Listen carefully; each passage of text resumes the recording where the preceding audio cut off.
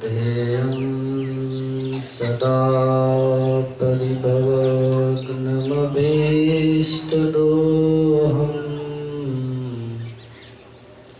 तीर्थास्पदं शिवविरञ्चनुतं शरण्यं भृत्यार्त्यहं प्रणतपाल भवाब्धिपूतं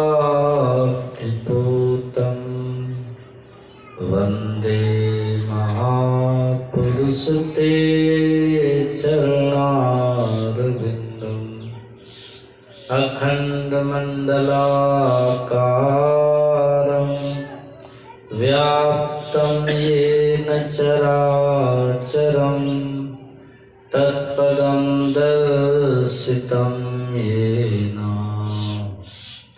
तस्मै श्रीगुरुवे नमः। तस्मै श्रीगुरुवे नमः। तस्मै श्रीगुरुवे नमः। बोलिए प्रेम से श्री सद्गुरु महाराज की। अर्चनीय वंदनीय मधुमंगल में साधु समाज के चरणों में नमन। उपस्थित सत्संग प्रेमी महानुभावों, साधक वृंद, पूजनीय माताओं एवं भक्तिमती बहनों, अभी हम लोग रामचरितमानस से भगवान राम और माता सबरी का संवाद नवधा भक्ति के रूप में पाठ श्रवण कर रहे थे।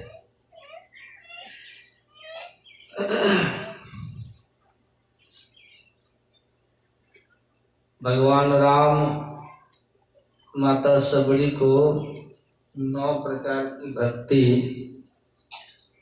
माता सबरी को माध्यम बनाकर हम संसार के लोगों को बताने की कृपा की। सबरी को माध्यम बनाकर हम लोगों को सुना रहे हैं।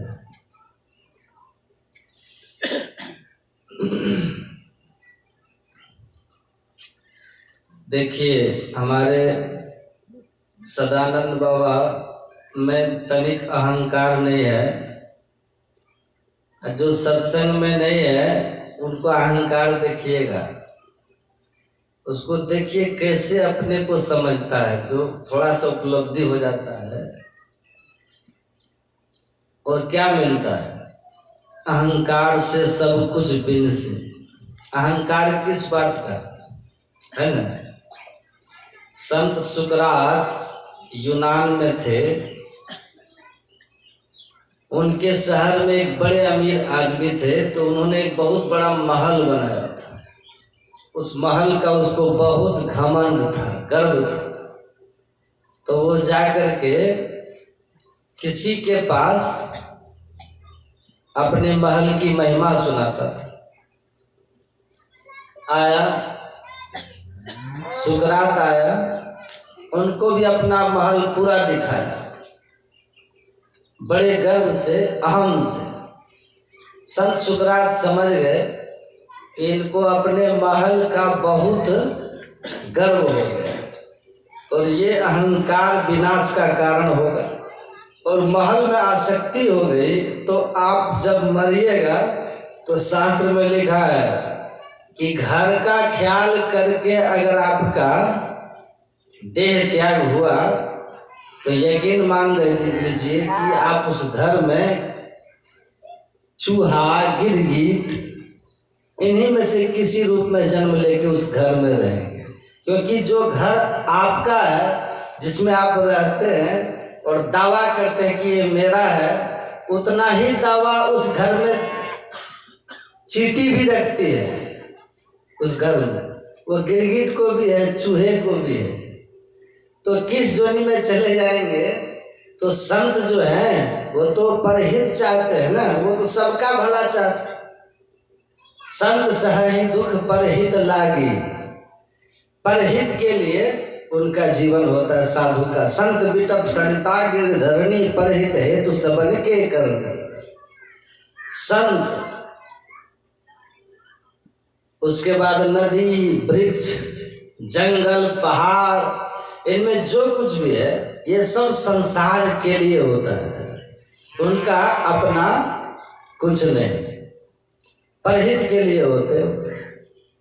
अब बताइए, लोक कल्याण के लिए कोई अपनी हड्डी दान कर सकता है क्या? कर सकता है? देवताओं के ऊपर जब वृत्रासुर का प्रकोप बढ़ गया और लोगों ने कहा कि त्राहिमाम, देवता तक जिससे त्राहिमाम हो गए थे, इंद्र को स्वर्ग के छोड़ भागना पड़ा। ऐसी स्थिति में कहा इस असुर का वध कैसे होगा? तो वृत्रासुर को मारने का एक ही उपाय है कि कोई संत अपनी हड्डी दान करे।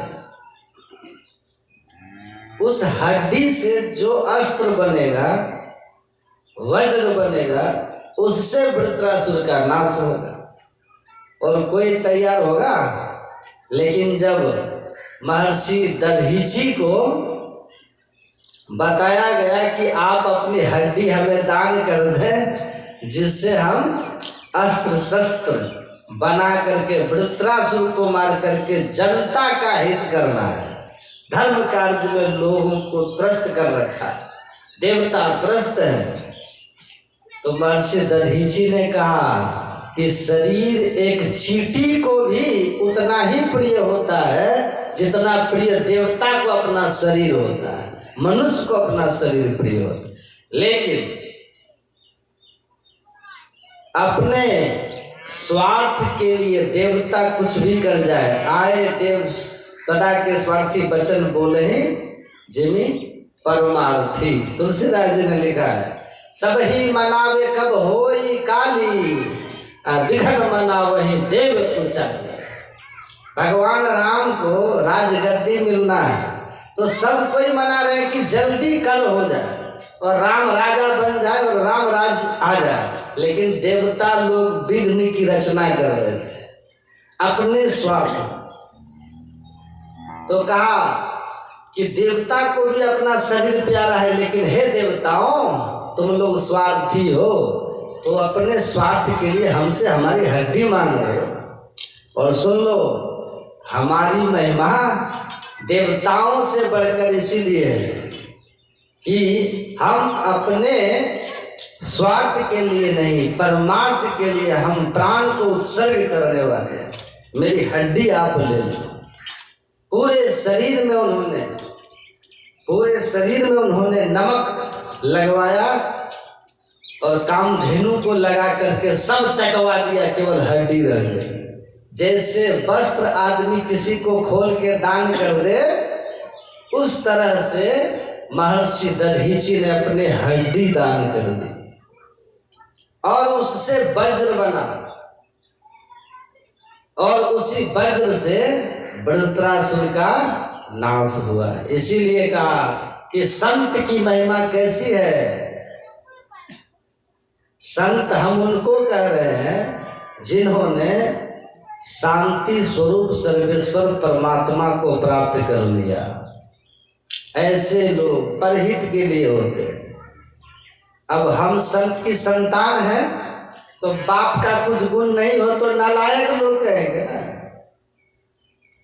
योग्य पिता के पुत्र अगर पिता की योग्यता न रखे, उस राह पर पुत्र न चले, वैसा थोड़ा भी अगर न हो तो लोग क्या कहेंगे कि नालायक है, नालायक पुत्र है, कुपुत्र है। तो इसलिए साधु महात्मा ईश्वर प्राप्त किए हो न किए हो, लेकिन संतों की परंपरा का अनुपालन करते हुए स्वार्थ को त्यागे हुए होते हैं। स्वार्थ को त्यागे होते हैं। अर्थ होता है साधना का वस्त्र की तरह शरीर का दान कर देने वाला, दान कर दे, तभी उनकी इतनी महिमा है कि कहते हैं विश्व उपकार हित व्यग्र चित सर्वदा त्यक्त मद मन्य कृत पुण्य राशि यत तिष्ठन्ति तत्रैव अज सर्वहरि सहित गच्छन्ति चिराग दिवासी। गोस्वामी तुलसीदास जी कहते हैं कि विश्व उपकार हित के लिए जिनका चित्त व्यग्र रहता हो कि दुनिया के लोग सन्मार्ग पर चले, सही राह पर चले, वह अपने इस मानव जीवन को जो 84 लाख में भटकने के बाद पाए हैं, वह जीवन कहीं उनके हाथ से न निकल जाए और वह फिर 84 लाख जोनियों में न चले जाए। तो ऐसे अवसर का वो लाभ लें, स्वयं संसार के इस ज्ञान का प्रचार करते करवाते हैं और कहते हैं ले लो रे कोई नाम का प्याला, संत लुटावे गली गली। तो ये महिमा, इसलिए संतों की इतनी महिमा है। देवता इसीलिए उनके दर्शन के लिए आते हैं। गोस्वामी जी कहते हैं ब्रह्मा विष्णु महेश सहित देवहूति सतयुग में थी देवहूति, और तब अपने पुत्र भगवान कपिल जब कहते कि हे माँ, सूर्य के उदय होने पर जिस तरह आंख में देखने की शक्ति आती है और हम सारे दुनिया को देख पाते हैं, उसी तरह संत हमारे ज्ञान दृष्टि को खोल करके सार असार धर्म अधर्म को प्रकट कर देते हैं। जैसे धर्म हमसे छिपा हुआ नहीं रहता, साफ साफ धर्म आ जाता है। इसीलिए संत की शरण में जाना चाहिए। प्रथम भगति संतन कर सकता है। प्रसंग मजरम पाप आत्म कवियो विदु स्वयं साधु सुकृतो मोक्ष द्वारा मपाव्रतम। हे माँ, संसारी लोगों का संग करते हैं तो वो हमारे लिए बंधन का कारण बनता है, लेकिन वही संग जब सत्पुरुष के संग होता है तो हमारे लिए मोक्ष का द्वार खोलता है, मोक्ष का द्वार खोलता है। तो माता देवहूति सतयुग में कहती है पुत्र तुम कहते हो संत का संग करना चाहिए, लेकिन मुझे तो संत नजर ही नहीं आते। अब कपिल मुनि स्वयं संत हैं, स्वयं भगवान है कि नहीं?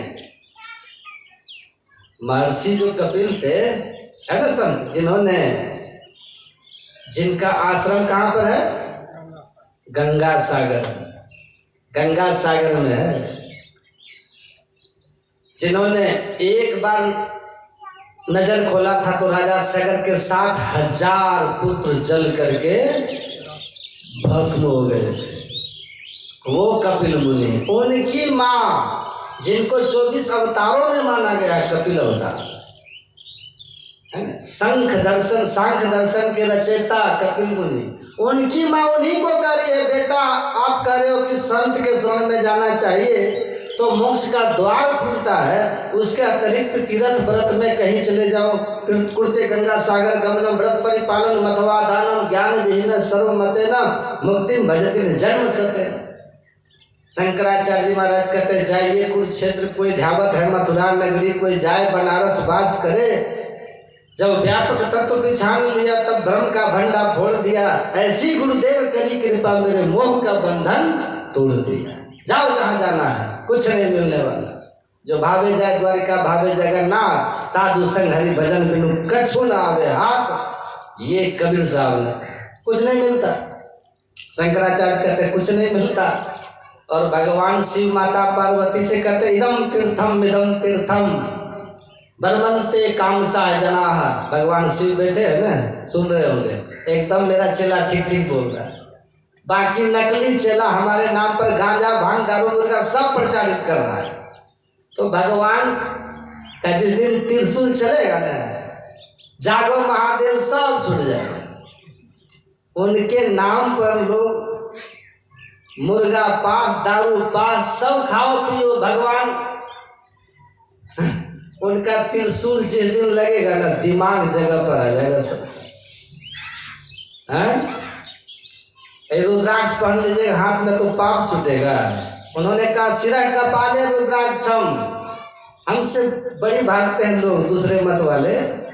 असली मत वाले हमसे दोस्ती हो जाता है। नकली पाखंडी सब जो है ना, ये हमरा सुन सुन के ऐसे भागता है जैसे ओझा को देख कर, तांत्रिक को देख करके भूत भागता है। वो सटेगा नहीं हमारे पास। तो भगवान शिव क्या शिरा कपाले रुद्राक्षम विभ्रम चिंतित यदा तदा ज्योति प्रकाशस्यात् विद्युत पुंज समप्रभ एतत् चिंतन मात्र न पापा नाम संचयो भवेत् दुराचारी को पुरुष लभते परमं पदम। सिर के कपाल भाग में रुद्र मतलब शिव, अक्ष मतलब आंख, शिव नेत्र, यह शिव नेत्र यही रुद्राक्ष है। कहते हे पार्वती, जो इस शिव नेत्र रूपी रुद्राक्ष को खोलता है, ध्यान करता है, तो अंतर ज्योति की उसको प्राप्ति होती है। उस अंतर ज्योति के दर्शन से दुराचारी से दुराचारी पुरुष मतलब अभी नहीं, पहले पापी रहा होगा, रत्नाकर होगा, नारद की शरण में आता है, पाप कर्म छोड़ देता है और इस ध्यान योग की साधना में लग जाता है, तो इस अंतर ज्योति के दर्शन से उसके सारे पाप का नाश होकर के वो परम पवित्र परम पद का अधिकारी होता है। इसलिए धर्म ग्रंथों को ठीक ठीक समझिए। ऐसा नहीं है कि गुरुजी कह चला गए बह, या पान लिया, फूल लिया, लिया पैसा, 3 फूक फूक दिया, बेल बनो की भैंसा, जाओ तुमको जहां जाना है जाओ, हमको पैसा चढ़ा, है कि नहीं? तो इसीलिए मैं कह रहा हूं, अरे धर्म को समझिए। इतना कमजोर चीज धर्म नहीं है और इतना फालतू नहीं है कि जिस को भी प्राप्त हो जाएगा। बताइए, भगवान शिव बैठे हुए हैं ना, सुन रहे होंगे कि ये मेरा असली चेला बोल रहा है, एकदम भगवान शिव के उपदेश को ठीक ठीक समझा। भगवान शिव कहते हैं इदम तीर्थम भ्रमंति तामसा जनाः आत्म तीर्थम न जानाति कुतो मोक्ष मराहने। अरे यहाँ तीर्थ में वहाँ तीर्थ में भ्रमते रहो, अज्ञानी लोग हैं। असली ज्ञान इनके पास नहीं है। मैं भी तीर्थ जाता हूँ, मैं तीर्थ का खंडन नहीं कर रहा, लेकिन यकीन मानिए तीर्थ पुण्य भूमि है, मोक्ष भूमि नहीं है। तीर्थ स्नान से पुण्य होता है, आप जाते हैं शुद्ध भाव से, कुछ दान करते हैं, पूजन करते हैं, इससे पुण्य होता है। पुण्य से कुछ सुख मिलता है, मरने के बाद कुछ समय के लिए स्वर्ग भी मिलता है। शास्त्र में लिखा है, वेद के कर्मकांड भाग में लिखा है, वेद का 4 वेद है, उसके 2 भाग हैं, एक भाग ब्राह्मण भाग, एक दूसरे भाग को संहिता भाग कहते हैं। तो ब्राह्मण भाग में यज्ञ याग कर्मकांड आदि का वर्णन है, जिसका फल क्या है? स्वर्ग। जिसका संस्कार क्या है? स्वर्ग। और स्वर्ग क्या है? जब तक पुण्य है तब तक स्वर्ग है, उसके बाद पतानंते महादुखम परिताप सुधारणा स्वर्गाभाज चरंती है तस्मात् स्वर्ग न काम है। भगवान कृष्ण भी कहते छिने पुण्य मर्द लोके विसंति, फिर आओगे इसी दुनिया में। इसीलिए राम ने भी कहा यही तनकर फल विषय न भाई स्वर्ग स्वल्प अंत दुखदायी। तो पुण्य की पूंजी से संत मिलते हैं, तब ज्ञान मिलता है। दूसरा भाग संहिता है, जिसमें आत्मा के जन्म मरण से मुक्ति का मार्ग बताया गया है। और जब तक आप उस आत्मज्ञान के महात्म को नहीं जानिएगा, तब तक कल्याण नहीं होगा, कल्याण नहीं होगा। तो पुण्यों की पूंजी अगर सत्संग में पहुंचा दे, यही हमारे अनेक तीर्थ का, जप का, दान का, यज्ञ का लक्ष्य है कि कर्म कांड से निकल करके संत का संग कर, ये लक्ष्य है, जहां से ज्ञान साधना में लग जाए। भगवान कहते इदम तीर्थम भ्रमंति तामसा जनाः आत्म तीर्थम न जानाति। आत्म ज्ञान नहीं हुआ तो कुतम मोक्ष वराणा नहीं, उसका जन्म मरण कैसे छूटेगा? नहीं छूटेगा। यही मोक्ष का ज्ञान है। संहिता भाग, वेद का ज्ञान कांड, सार ज्ञान, यहाँ से मुक्ति का मार्ग प्रशस्त होता है। ये संतों का दिव्य ज्ञान है, इसको ठीक ठीक समझ लीजिए। भगवान शिव का साक्षात्कार कर सकते हैं। तीर्थे दाने जपे यज्ञ काष्ठे पाषाण के सदा शिवम पश्यति मूढ़ आत्मा शिवे देहे प्रतिष्ठित। ये हमारी बात नहीं है, ये वेदों की वाणी है कि भगवान शिव तो आपके अपने अंदर में ही स्थित है। अज्ञानी उनको बाहर बाहर ढूंढता है, बाहर तो सहारा है, दर्शन तो अंदर में होगा। आप बहुत दूर से चल के मंदिर जाते हैं, भगवान की मूर्ति के सामने खड़े होते हैं, जब प्रार्थना करते हैं तो आपकी आंख बंद क्यों हो जाती है पता है? मूर्ति तो सामने रहता है, बंद क्यों हो जाती है आंख? आंख खोल करके किसी को देखा प्रार्थना करते? जब प्रार्थना गहराई में उतरेगा तो आंखें अपने आप बंद हो जाती है। अब बड़ी दूर से चलकर गए थे भाई भगवान के दर्शन करने, तो आंख बंद काहे कर ली? बोल के प्रार्थना कीजिए। भगवान ही इशारा कर रहे हैं कि वो जो देख रहे हो ना, उससे जो प्रार्थना कर रहे हो वो तो मेरा प्रतीक है। मैं तुम्हारे भीतर में हूँ, मुझको कहाँ ढूंढे बंदे, मैं तो तेरे पास, मैं तेरे पास में हूँ। सर्वनिवासी सदा ले पा तो ही संग समाई। देहस्था सर्व विद्याश्च देहस्था सर्व देवता देहस्था सर्व तीर्थानि गुरु वाक्य ने लभ्यते बिंदुनाद महालिंगम शिव शक्ति निकेतनम देहम शिवालयम प्रोक्तम सिद्धिदम सर्वदेही नाम। वो भीतर में हूँ मैं, भगवान इशारा कर रहे हैं कि मैं तेरे भीतर में हूँ। इसीलिए प्रतीक सहारे के लिए है, उसकी अपनी महिमा है। तो गुरु महाराज कहते थे मैं मूर्ति को मानता हूँ भगवान की स्मृति दिलाने के लिए, मन को स्थिर करने के लिए, ईश्वर में चित्त लगाने के लिए, ध्यान करने के लिए। मेला लगा के चंदा काट के जेब में डालने के लिए मैं मूर्ति को नहीं मानता, है कि नहीं? मेला लगा के पैसा कमाने के लिए मैं मूर्ति को नहीं मानता। इशारा साफ था कि धर्म के नाम पर आप बेईमानी भी करते हैं, तो किस लिए ये बने मूर्ति? तो उनको समझाए, इसीलिए है भगवान कृष्ण ने कहा अध्यात्म परायण आत्मज्ञानी श्रेष्ठ विद्या है।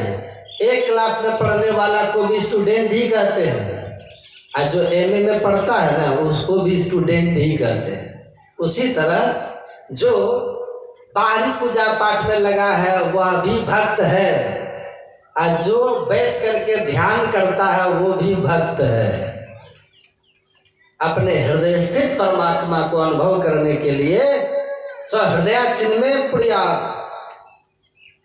पुनर्भयायो, मतलब बाहर पूजा पाठ से जो पुण्य होगा उससे स्वर्ग मिलेगा, पर आवागमन का दुख नष्ट नहीं होगा। नीच जोनियों की यात्रा आपकी बंद नहीं होगी। आप बिल्ली कुत्ता बनने से नहीं बच सकते, ये मैं नहीं कर रहा हूँ, वेद भगवान कर रहे हैं।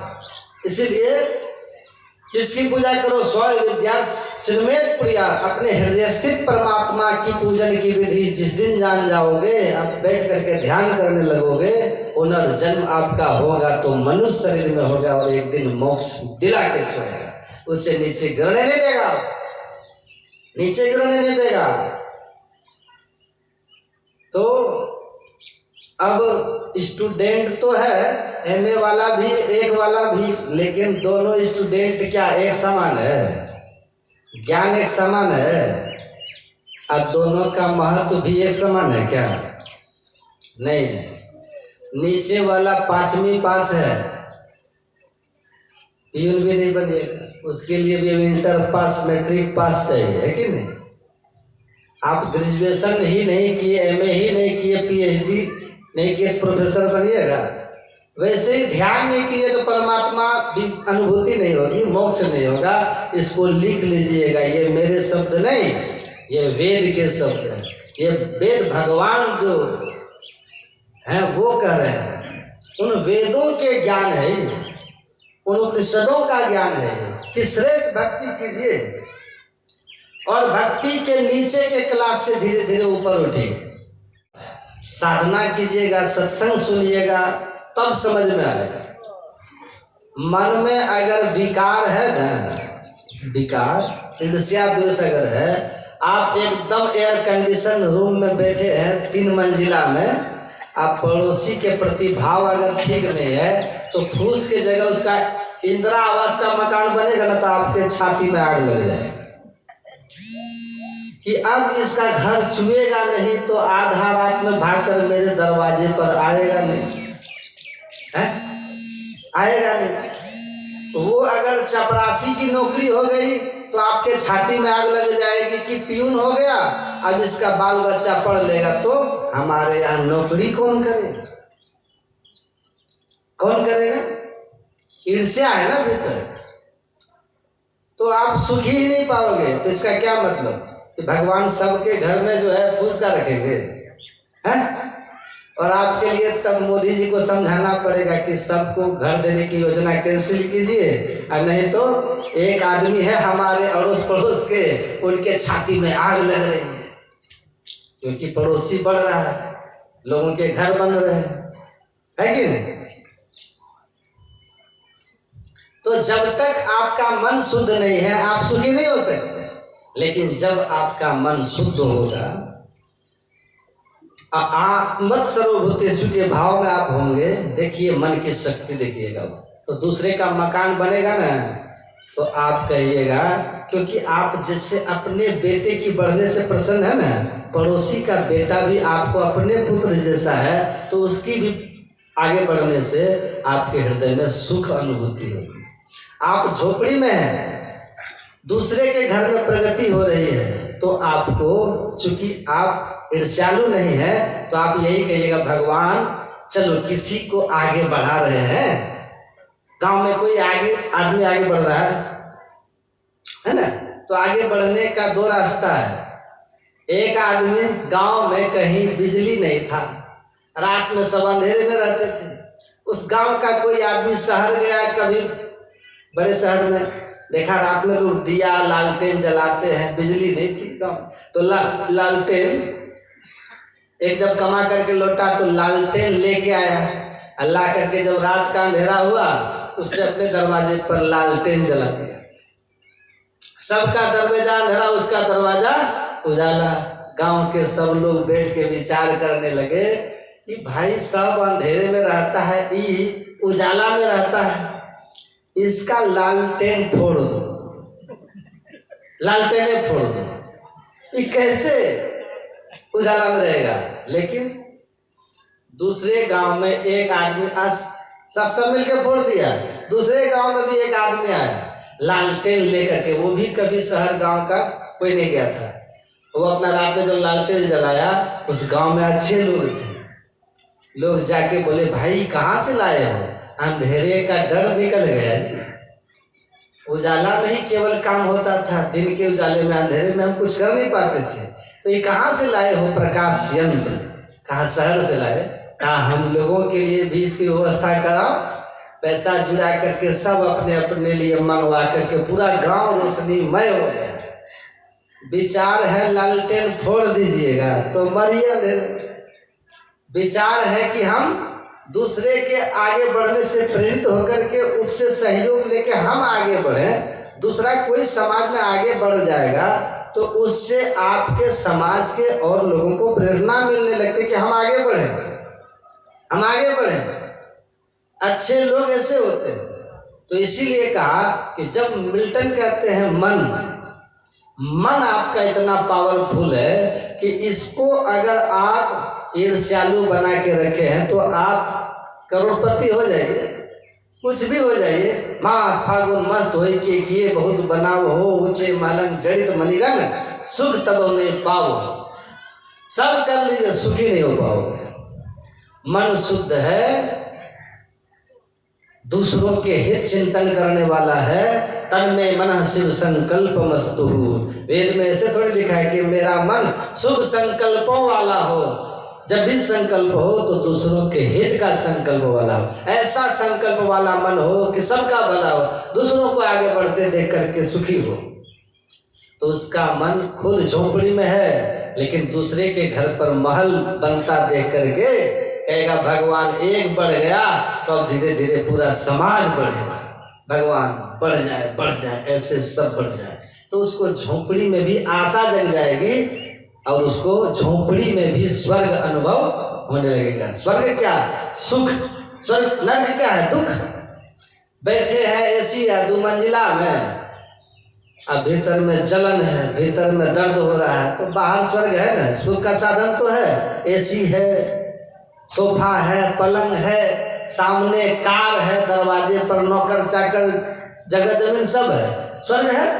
लेकिन मन है ईर्ष्यालु तो नरक हो गई, इसका कोई इलाज है? तो एक एक बीमारी से कहते तुलसीदास जी इतने बेचैन हो तो समाधि कैसे आ लगेगी आप? तो मन की शांति और शाश्वत सुख के लिए विकार मुक्त हृदय चाहिए, और वो किसी भी पहले क्लास की पढ़ाई या बाहरी पूजा पाठ से न किसी का खत्म हुआ न होगा। महाराज दशरथ का नहीं हुआ है कि नहीं हुआ?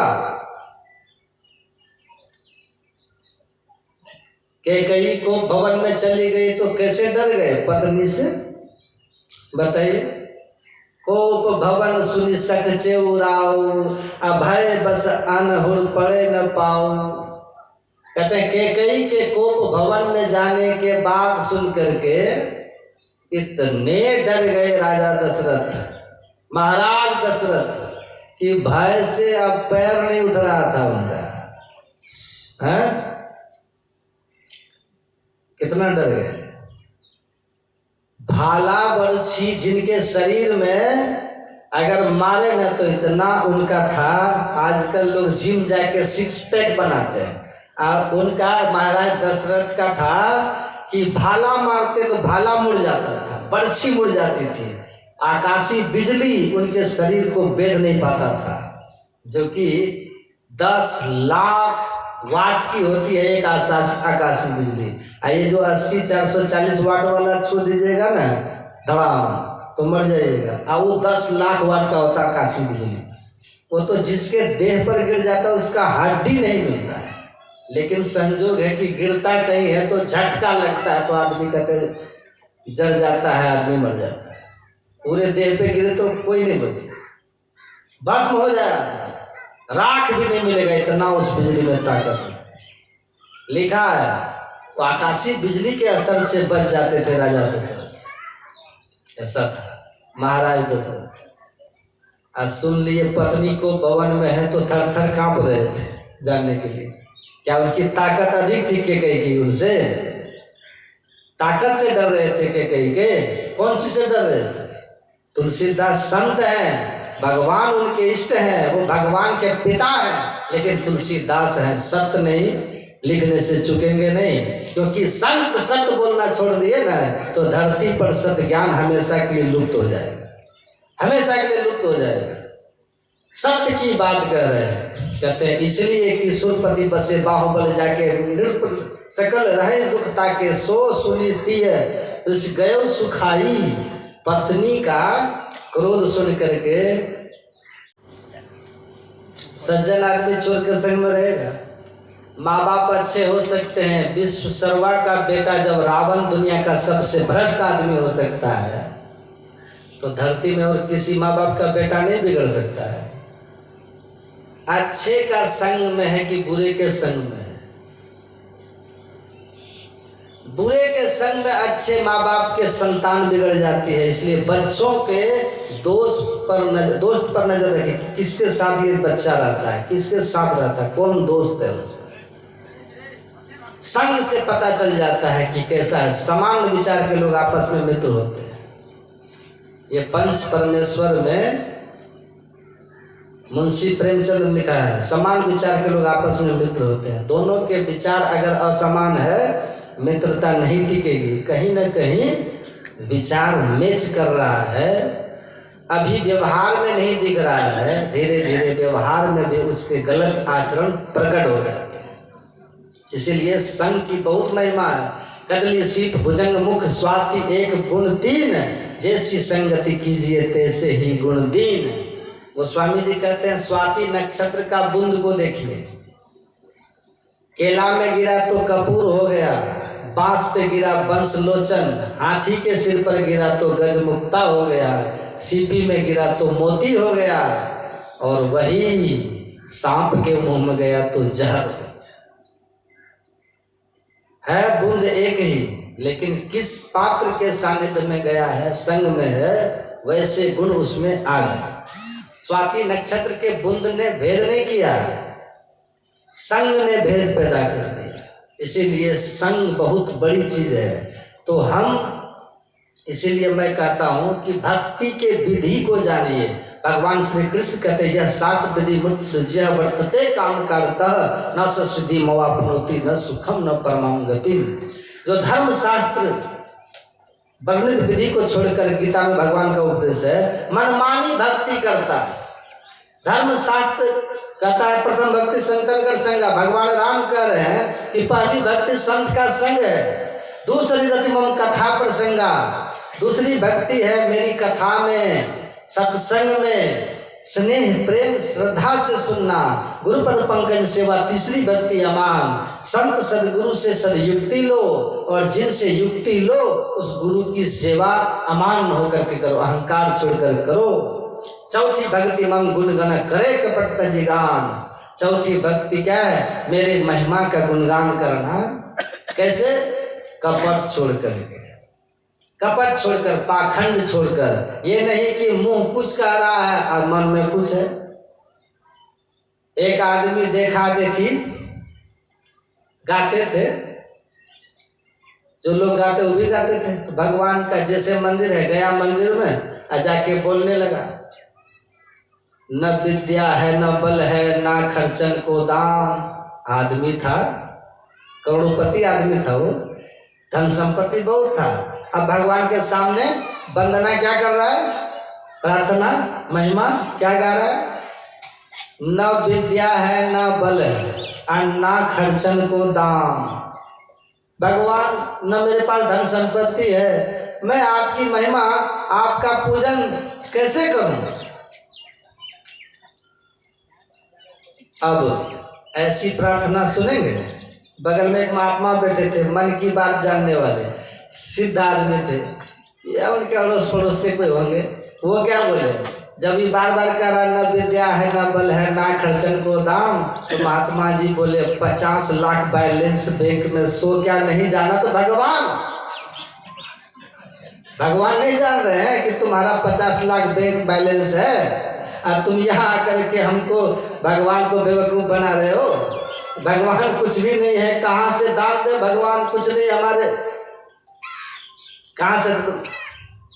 मरिए तो कपार में ले जाइए, मंदिर में दीजिएगा सार्थक होगा, है कि नहीं? यहाँ जगह है, पवित्र स्थान है भगवान का, यहाँ इसके विकास में आप दान करोगे, धन पवित्र होगा और ये काम देगा। अब बाकी बाल बच्चे बांट लेंगे सब, है कि नहीं? अपने हिसाब से चलेंगे। आप कहाँ गए भगवान जान? आप कहाँ गए भगवान जान? एक सेठ जी गुरु नानक देव के 5वें गुरु थे, अर्जुन देव परंपरा के। उनके समय में एक सेठ जी की पुण्यतिथि मनाई जा रही थी। तो अर्जुन देव जी महाराज को कहा लो कि महाराज पुण्यतिथि पर आप भी पधारिए, तो वो चले गए। तो भोज भंडारा चल रहा था, तो कुत्ते आते हैं ना भोज भंडारा में। एक कुत्ता बार बार दौड़ के आए, बार बार दौड़ के आए, उसको मार के भगा दे लोग, बार बार आए। गुरु अर्जुन देव ने कहा सब कुत्ता भाग रहा है, बार बार कुत्ता क्यों बार बार आ रहा? भाई संत थे, जान गए 3 काल कर ज्ञान, उनके दिव्य चक्षु आत्म चक्षु खुली होती, इसलिए उनको तीनों ज्ञान, लोग तीनों काल की बातें प्रत्यक्ष होती, सब जानते हो। मन की जाने सब गुरु, मन की बात जानते थे। गुरु महाराज बोलते थे ना कि लोगों के मन की बात में कहना शुरू कर दूं तो लोग हमारे पास आना बंद कर देंगे। जिस जिस भाव और जैसे जैसे विचार लेकर आते हैं मन में, अगर बोलने लगे तो कोई लाज से मेरे पास नहीं आए। मन की सब जानने वाले होते हैं। देखिए तो क्या कह रहा है, क्या कह रहे थे? कुत्ता दौड़ के आ रहा था। ध्यान से सुनिएगा, कुत्ता दौड़ के आ रहा है। वो गौर से देखने लगे अर्जुन कि कुत्ता बार बार क्यों आ रहा है। आसक्ति रहती है ना, जहाँ मन साथ जाता है। याद रखिए, जीव जो है देह त्यागता है ना, उसके साथ है मनवा तू सदा के संगी। मन उसके साथ जाता है, वो मन में संस्कार रहता है। तो कुत्ता जोनी में भी चला गया, जिससे प्रेम रहेगा ना तो उसको देख करके उसके मन में प्रेम उपजेगा। जिससे दुश्मनी देख, बेकारण का कुत्ता उसको देख के भौंकेगा, बेकारण भौंकेगा कुत्ता। हम तो खुद देखे, दिल्ली स्टेशन पर आराम से एक जगह बैठे थे, ये कलकत्ता में हजारों लोग स्टेशन पे थे। एक कुत्ता दौड़ के आके एक आदमी को काट लिया, ऐसा काटा कि खून निकाल दिया, एकदम पीछे से पकड़ के खून निकाल दिया, मार के जीआरपी वाला भगाया। उनसे कहा जी आप ही वाला कुत्ता आपको कैसे काट लिया, आज तक किसी को नहीं काटा। तो उन्होंने कहा कि हम भी काटे होंगे कभी, ऐसे नहीं काटा है। इतने सारे लोगों में इतने दिनों से लाखों लोग इस प्लेटफॉर्म से गुजर गए आप लोगों के सामने, और ये कुत्ता भी नहीं काटा, हमको क्यों काटा। सज्जन आदमी थे, कभी न किसी जन्म में हम इसको कुत्ते को क्षति किए होंगे, किसी शरीर में जीव रहा होगा, उसका बदला आज हमसे ये ले लिया है। अब हमको सुई लेना पड़ेगा, सुई काट के बदला लिया। तो कर्म फल है। भगवान बुद्ध एक गांव से गुजरते हुए जा रहे थे, तो कहा इस गांव का रास्ता छोड़ के इधर से चलो। तो कहा महाराज ये रास्ता बड़ा घूम के और अच्छा भी नहीं रास्ता। कहा कोई बात नहीं, इधर से ही जाएंगे। उस गांव में जैसे गए, उन पर नजर पड़ी, एक आदमी उनके मुंह पर थूक फेंक दिया पूरा, जिससे पूर्व से कोई परिचित नहीं था। आनंद ने कहा अरे तुमने हिम्मत कैसे की थूक फेंकने की। कहा इसको देख करके हमारे मन में क्रोध आ गया। भगवान बुद्ध आनंद को कहे शांत हो जाओ आनंद, चलो वापस चलो। कहा महाराज समझे नहीं। कहा इसका कर्ज चुकाने हम आए थे, क्योंकि अब मैं आऊंगा नहीं, इधर से गुजर रहा था, सोचा इसका कर्ज है मुझ पर, कुछ कष्ट हम किसी समय इसको दिए थे, तो चलते चलते इसका कर्ज भी चुकाते हुए चले। मैं नहीं चाहता किसी का लेके जाऊं, तो कर्ज है। गरीबदास जी महाराज की परंपरा में एक संत थे ना, उन्होंने भी जब उनका हरिद्वार गए अपने भक्तों के साथ, एक सांड उनको एकदम घुरा के देख रहा था। अपने सेवकों को कहा तुम आगे बढ़ो। आगे बढ़ गया लोग। इस सांड को कहता सुनो अब मैं लौट के नहीं आऊँगा, तेरे लिए आया हूँ, बदला लेना है तो ले लो, क्योंकि मेरी अब कर्म फल सब समाप्त हो चुका है। ध्यान मार्ग पर चले, यदि शल समम पापम विस्तृण बहुयोजनम वेदते ध्यान योगेन नान्यो भेदा कदाचन। पहाड़ के समान फैले हुए पाप को भी ध्यान योग से शिव नेत्र को उन्मेष करके अंतर ज्योति अंतर्नाद को प्रकट करने वाला सारे पापों पर जला के भस्म कर देता, राख कर देता। तो अब तो उसके कर्म फल समाप्त हो चुके हैं, तो आएगा कहाँ आएगा। तो कहा अब हम आएंगे नहीं, तुम्हारा बाकी रह गया, लेना है तो ले लो, और नहीं तो फिर आऊंगा नहीं। जैसे बोले सांड तेजी से आया, पेट में सिंह लगा करके पेट फाड़ दिया, और वहां पर वो अपना देह त्याग कर अंतिम फल कर्ज चुका के चले गए। तो संसार है, छोड़ता नहीं किसी को। इसीलिए मैं कह रहा हूं सत्कर्म में लगा लीजिए संपत्ति को, तो आप कभी भी पतन के मार्ग पर नहीं जाएंगे। बाल बच्चे तो रह जाएंगे। देखिए सेठ जी का कभी दान किया नहीं था, सेठ जी कभी दान नहीं किया था, महाकंजूस था। होते हैं ना लोग कंजूस। एक कंजूस थे, उनके यहाँ एक आदमी गया कि मैं सुना हूँ कि मैं ही बड़ा कंजूस हूँ, लेकिन दूसरे गांव में हमसे भी नामी कंजूस है। तो कहा कि जा रहे कंजूस के घर तो कुछ उपहार ले जाना चाहिए ना। तो एक पन्ना पर 4 गो सेब का फोटो बना करके ले गया पन्ना में, एक गिफ्ट कर देंगे। देखिए वो 4 सेब ले गया गिफ्ट के लिए। अब वही सेब उसको गया तो पता चला कि वो जो महाकंजूस है कहीं बाहर गए हुए हैं, उसके बेटा को कहा कि पिताजी नहीं है तो कहिएगा फलाने कंजूस आए थे, ये आपके लिए उपहार लाए। तो वो किताब पन्ना जिस पे 4 गो सेब का फल फोटो था वो दे दिया। उसका बेटा ले लिया, कहा कि रुकिए आप हमारे घर आए हैं उपहार लेकर, तो जा रहे हैं तो कुछ हमसे भी ले लीजिए, खाली क्यों जाइएगा। तो कहा ठीक है, क्या लाए हो क्या लाए हो। तो उसने क्या किया कि कहा कि लीजिए 1 2 3 4 4 सेब शून्य में ही बना दिया। वो कागज में लाके सुन में बना दिया, 1 2 3 4 का लीजिए जाइए उपहार। तो वो चला गया, मन में सोचते गया कि बाप रे, हम कागज पर बना के लाए थे, तो आकाश में बना दिया। ऐसा बेटा है तो बाप कैसा होगा। उसका बाप घूम के आया, बेटा से पूछा, बेटा बोला पिताजी एक फलने कंजूस आए थे तो आपके दर्शन के लिए, तो यही उपहार लाए हैं, 4 सेब कागज पर। कहा कि तुम कुछ दिया कि नहीं जी? कहा पापा, हम ऐसे मानने वाले हैं, उपहार चुकाए कि? कहा क्या किया? कहा कि हम 1 2 3 4 इस तरह हम भी 4 सेब बना के दे दिए। उसका बाप एक थप्पड़ दिया। कहा बेवकूफ कहीं का, इतना बड़ा सेब लेकर आया है, तुम इतना बड़ा उनको क्यों दे दिया? इतना बड़ा सेब देगा तुम भी इतना छोटा देता। तो आप सोचिए, ऐसा कंजूस आदमी होगा, उसका क्या होगा उसका।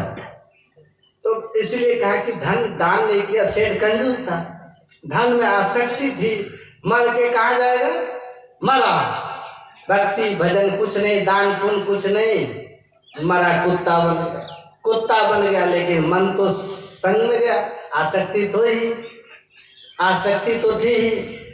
किसी आदमी से तुरंत दोस्ती हो जाएगा, स्नेह प्रेम प्रगाढ़ हो जाएगा, किसी आदमी से गहरी दुश्मनी हो जाएगी।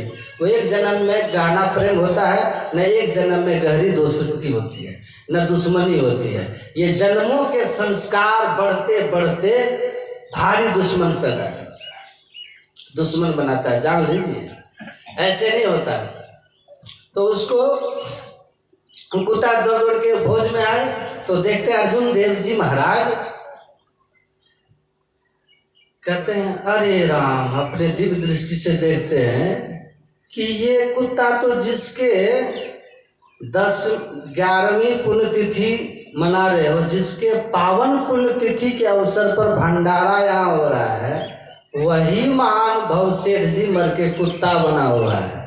अब उन्हीं के पुण्यतिथि पर, उन्हीं के नाम पर पूरे गांव को खिलाया जा रहा है, और वो स्वयं कुत्ता बन करके खाना खाने आते हैं, तो उनको जो है खाने के लिए नहीं दिया जा रहा है।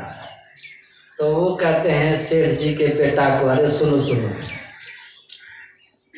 कुछ इसको भी खिला दो।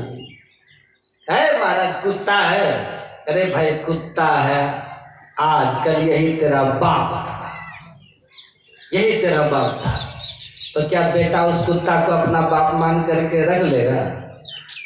अब पापा को करने लगेगा? बोलिए, कुत्ता है तो कहीं जा सकते हैं आप, तो धन का धर्म में उपयोग होना चाहिए। तो इसीलिए कहते हैं कि भगवान की पहली भक्ति संतों का संग है, जहाँ से सद्ज्ञान होता है। बिनु सत्संग ज्ञान नहीं उपजे, काशी नहाए मथुरा नहाए प्रयाग रे, 4 धाम तीर्थ करी आए, मन का नहीं सुधार रे। बिनु सत्संग ज्ञान नहीं उपजे, कर ले जतन 1000 रे। ब्रह्मानंद खोज गुरु पूरा, उतरो भवजल पार रे। तो सत्संग कीजिए, यहाँ से भक्ति का शुभारंभ होता है। ये धर्म शास्त्रानुसार भक्ति है। और भगवान श्री कृष्ण कहते 7 विधि को छोड़ करके जो भक्ति करता है, उसको न भक्ति का फल सिद्धि, न सुख, न मरने के बाद कुछ उच्च गति होती है। इसलिए अर्जुन, धर्मानुसार धर्म शास्त्र में वर्णित विधि से भजन ध्यान करना चाहिए। तो पहली भक्ति भगवान राम धर्म की बात करते हैं, सत्संग। दूसरी गति मम कथा प्रसंगा, दूसरी भक्ति कथा प्रसंग, गुरुपद पंकज सेवा। संत सदगुरु के शरण में जाकर ध्यान भजन करो, क्योंकि बिना गुरु के जीवन शुरू नहीं। सारे धर्म ग्रंथों में भगवान शिव ने माँ पार्वती को उपदेश किया है, लेकिन एक ग्रंथ है रुद्रयामल, जिसमें माता पार्वती ने भगवान शिव को उपदेश किया है।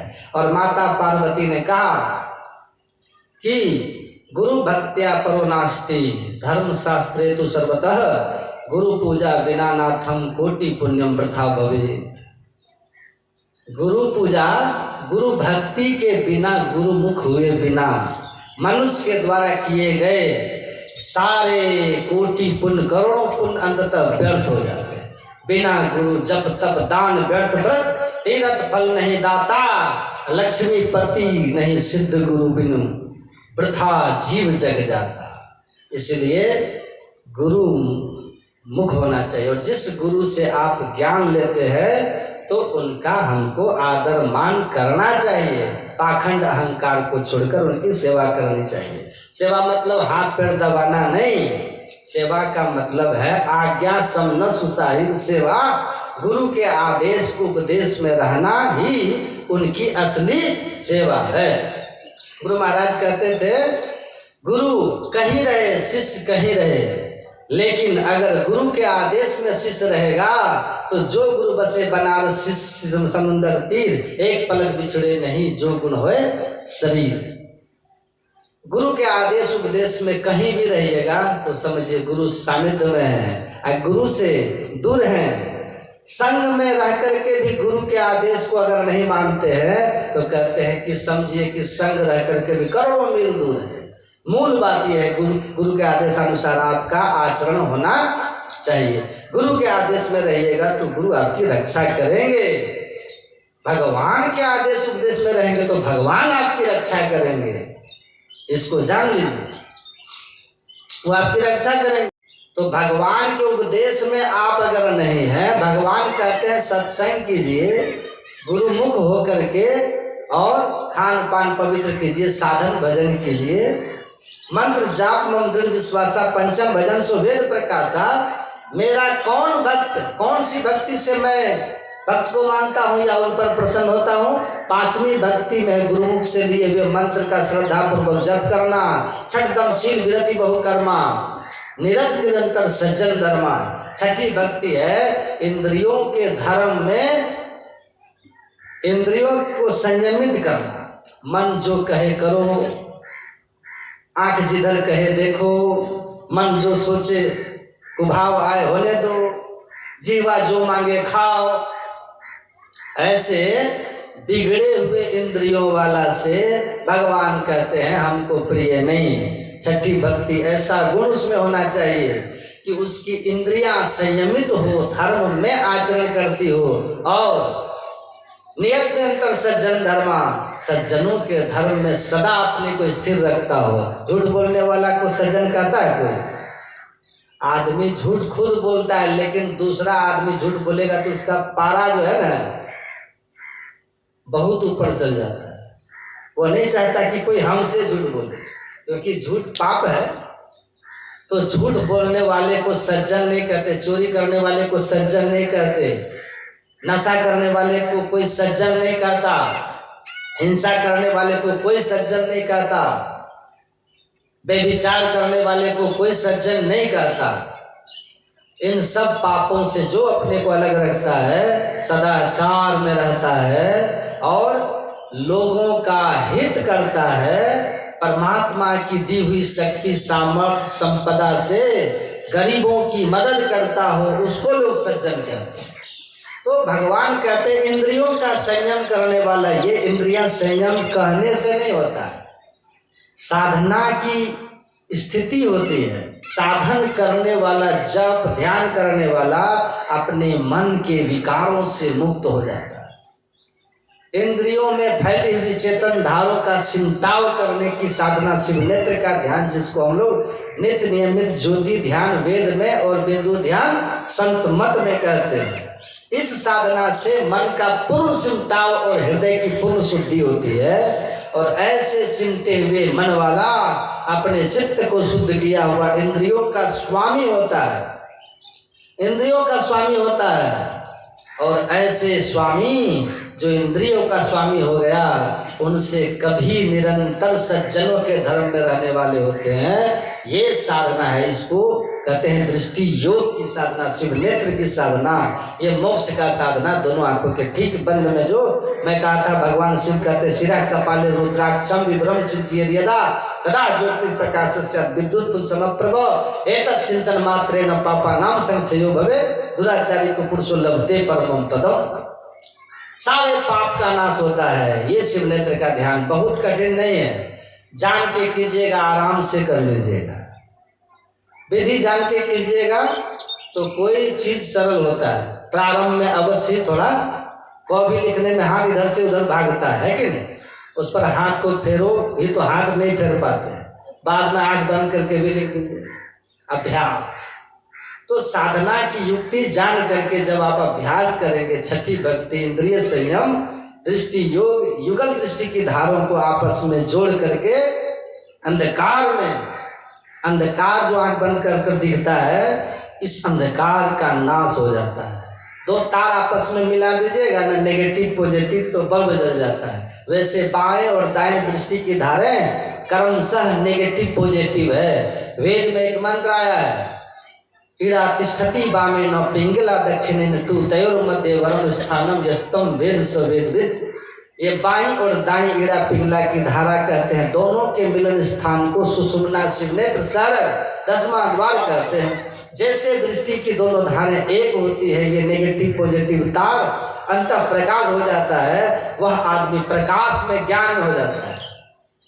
ज्ञान कहे अज्ञान बिनु तम बिनु कहे प्रकाश, निर्गुण कहे जो सगुण बिनु सो गुरु तुलसीदास। तुलसीदास कहते गुरु का यही योग्यता है कि ज्ञान में स्थित होकर के ज्ञान की बात कहता है, अज्ञान से ऊपर उठ करके ज्ञान में जाकर के ज्ञान की बात कहता है, अंधकार से ऊपर उठ करके प्रकाश में स्थित होकर के प्रकाश की बात कहता है, सगुण से ऊपर निर्गुण में जाकर के स्थित होकर के निर्गुण की बात कहता है। ऐसे गुरु कहते गुरु का ये महिमा है, ये उसी गुरु की योग्यता है।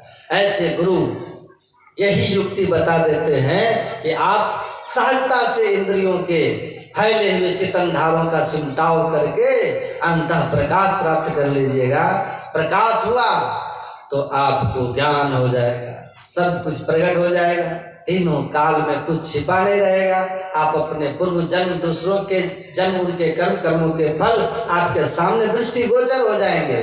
फिर आप देख लेंगे साफ साफ कि पिछले बार किसी को थूक फेंके, इस बार हमको कस के थप्पड़ वही लगाया है सूद समेत जोड़ के, तो आपसे कोई पाप फिर होगा? या थप्पड़ मारेगा तो दुख होगा, आपको लगेगा भाई हमारा ही किया होगा, है कि नहीं? हमारा ही किया होगा, हमारी उतनी उचित साधना नहीं है, लेकिन कुत्ता काटा तो दुख हो जाएगा, है कि नहीं? तो ये सब ज्ञान कहाँ मिलेगा? सत्संग से, है ना?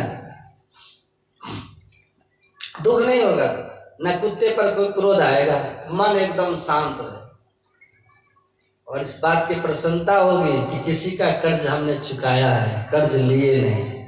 किसी को कुछ कहे तो कर्ज ले लिए ना, बकाया रह गया, चुकाना पड़ेगा। कोई हमको कुछ उटपटांग बोल गया, कर्ज होगा, चुक गया, नहीं तो कर्ज लिया है तो मिलेगा, समझेगा। तो इस तरह से सातवीं भक्ति, सातम सम्मोहि मैं जग देखा, मोते अधिक संत कर लेखा। भगवान राम कहते हैं संपूर्ण संसार को आप मेरा रूप देखिए। तुलसीदास देखते तब न कह रहे हैं, जड़ चेतन के जीव जगत सकल राम मैं जग जानी, बंदों सबके पद कमल सदा जोड़ी जुग पानी। जड़ चेतन जितने जीव हैं सबको मैं राममय मानता हूँ, राममय जानता हूँ। उनके ऐसी दृष्टि खुल गई है जिस दृष्टि से मेहंदी में छिपी हुई लाली और दूध में छिपे हुए घी को प्रत्यक्ष देख रहा है, उसी तरह प्रकृति और प्रत्येक जीव में छिपे हुए परम तत्व का दर्शन करने वाली आत्म दृष्टि हो गई है। सातवीं भक्ति अंतर साधना की नादानुसंधान की विधि है।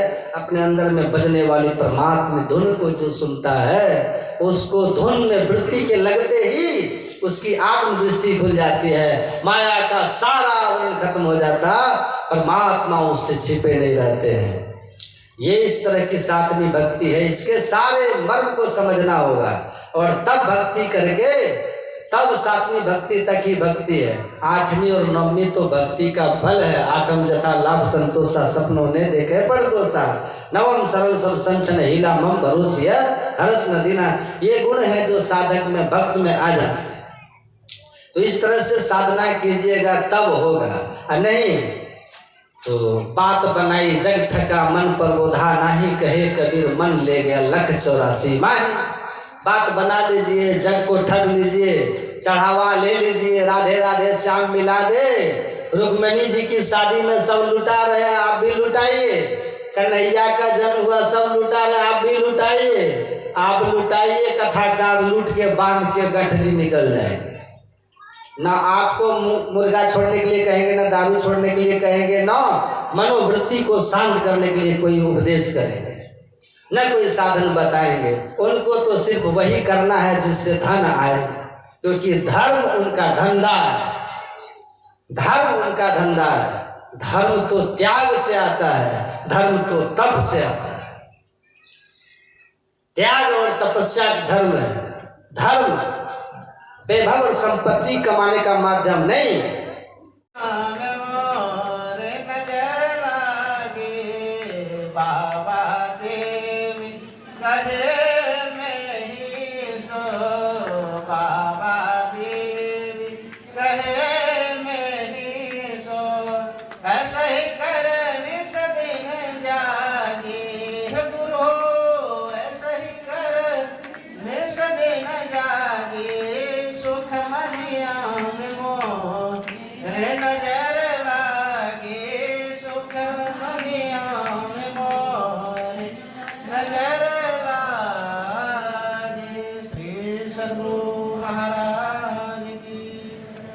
मंच का ले लीजिए।